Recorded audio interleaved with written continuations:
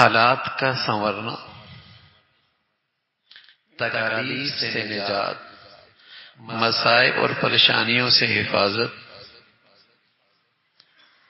آزمائش سے حفاظت، ان سب سے چھٹکارے کا راستہ اصلاح اعمال ہے۔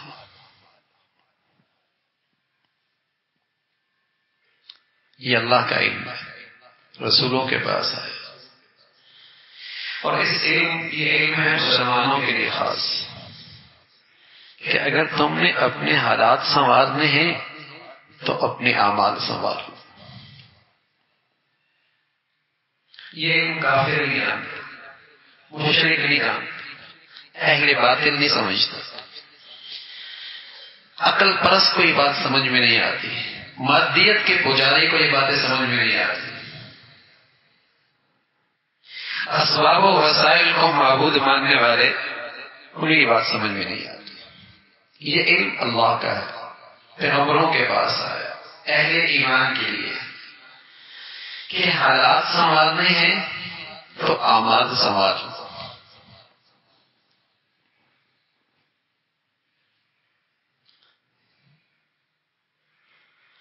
مصیبت سے نکلنے کی صحیح تدبیر، مصیبت سے نکلنے کی صحیح تدبیر، پریشانی سے نجات، آزمائش سے چھٹکارا، اس کا صحیح راستہ اپنا عمل ٹھیک کرنا۔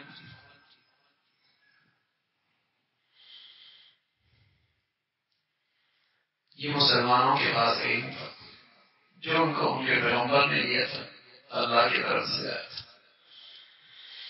میں عرض کرنا یہ بات کافر کے پاس نہیں ہے، یہ مشرک کے سمجھ میں نہیں آتی، عقل پرستوں کو سمجھ میں نہیں آتی، مادیت کے پجاریوں کو سمجھ میں نہیں آتی، مادی اسباب و وسائل کو معبود ماننے والوں کو یہ بات سمجھ میں نہیں آتی۔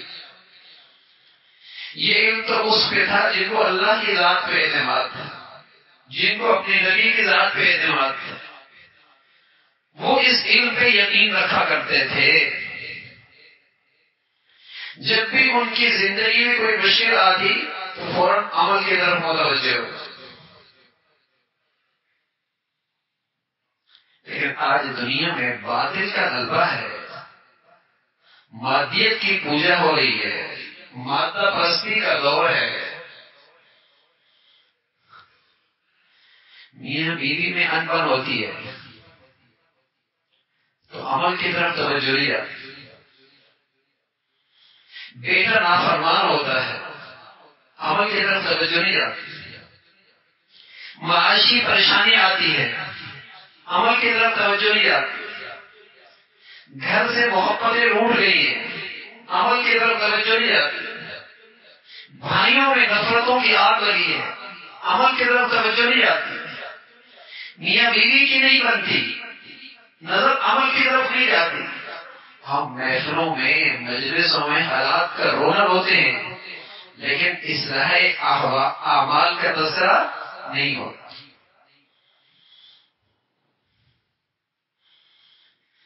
ہم ہر جگہ حالات کا رونق ہوتے ہیں، لیکن اصلاح اعمال کا تذکرہ نہیں ہوتا۔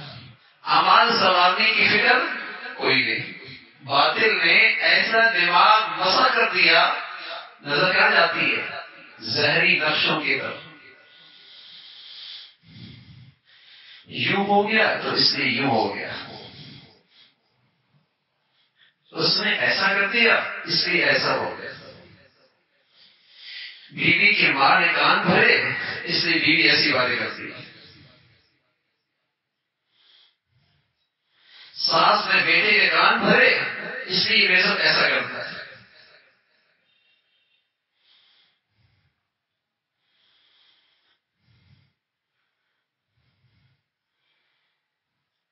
ادھر تک نظر جاتی ہے، یہ تو نظر جاتی ہی نہیں نا کہ فجر جو نہیں ہو رہی، یہ تو نظر جاتی ہی نہیں نا کہ ہمارے گھر میں حکم حرام جو آ رہا ہے، یہ تو نظر جاتی ہی نہیں ہے جو بے پردگی کی نحوست ہے اس کا ریئیکشن بھی تو ہوگا، یہ تو نظر جاتی ہی نہیں ہے کہ جو گھر میں غیبت اور بدگمانیاں ہیں اس کی بھی تو نحوست ہوگی، اصلاح اعمال کی طرف نظر جاتی ہے.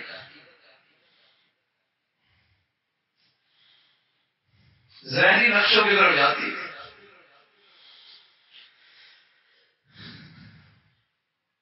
معاش کا مسئلہ ہے، حالات جو ایسے ہیں ادھر تو جاتا ہی ہے نا بات. یہ جو خیانت ہو رہی ہے، جو جھوٹ بیانی ہو رہی ہے، جو ملاوٹ ہو رہی ہے، جو غلط بیانی ہو رہی ہے، آج بازاروں میں اس کی بھی تو نحوست ہو سکتی ہے.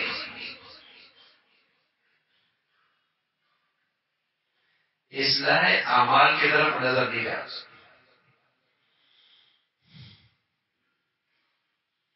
حالانکہ مسلمانوں کے پاس اللہ کی طرف سے بھیجا ہوا علم تھا کہ حالات بگڑے ہیں، نجی یا قومی، اعمال سنوارو. میں نے دنیا پرستوں کو یہ سمجھ میں آتی نہیں، مادیت کے پجاریوں کو یہ عقل میں آئے گی نہیں.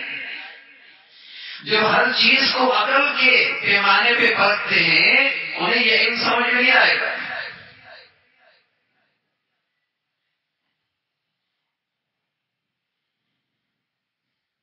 انہیں یہ سمجھ میں نہیں آئے. ایک شخص ہے حضور علیہ الصلوۃ والسلام کی خدمت میں، کہنے لگا یا رسول اللہ احب ان یوسع لی رزقی، میں چاہتا ہوں میری معاشی حالت ٹھیک ہو جائے، میری معاشی حالت ٹھیک ہو جائے. سنیے اللہ کے نبی کیا کہتے ہیں. کہنے لگا یا رسول اللہ احب ان یوسع لی رزقی، میں چاہتا ہوں میری معاشی حالت ٹھیک ہو جائے. آج کے تو یہ مادیت کا پجاری تو نہیں سمجھتا کہ آپ فرماتے ہیں یہ کاروبار شروع کر دو، ایک دکان اور کھول لو، تھوڑے سے اسباب وسائل تجارت کے بڑھا لو، اسے تجارتی کاروباری ٹپس دیتا نا، ایسا کر لینا. اللہ کے نبی کیا کہنے لگے دم علی الطہارہ حتی یوسع لک رزقک، طہارت کی زندگی گزارو، گناہوں کی نجاست بھی نہ ہو اور باوضو بھی رہا کرو. گناہوں کی نجاست کی زندگی بھی نہ ہو اور باوضو بھی رہا کرو. معاشی تنگی کبھی نہیں آئے گی. حتی یوسع لک رزقک.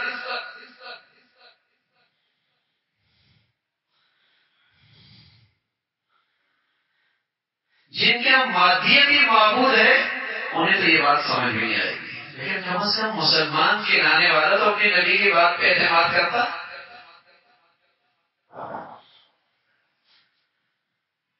مسلمان کے لانے والا تو اپنی نبی کی بات پہ اعتماد کرتا. دم علی الطہارہ حتی یوسع لک رزقک، طہارت کی زندگی گزار، گناہ کی نجاست سے بھی دور رہے، باوضو بھی رہا کر، تیرے رزق کی تنگی نہیں آئے گی، معاشی تنگی نہیں آئے گی.